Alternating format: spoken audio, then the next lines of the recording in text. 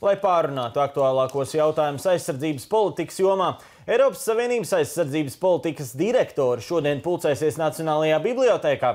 Speciālisti diskutēs par šā brīža Eiropas Savienības militārajām operācijām, ātrās reaģēšanas konceptu un par hibrīdkaru.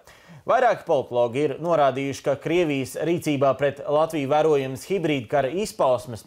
Runa ir par informatīvā fona veidošanu un vēstījumiem, kas izskan mēdījos. Zīmīgi, ka tieši vakar virkne Kremļa kontrolēto Krievijas mēdīju vēstīja par Valsts valodas centra aicinājumu darba vietās runāt latviešu valodā. Šī ziņa tika interpretēta kā, citēju, aizliegums runāt krieviski vai aizliegums liecinieku klātbūtnē runāt krieviski un tam līdzīgi.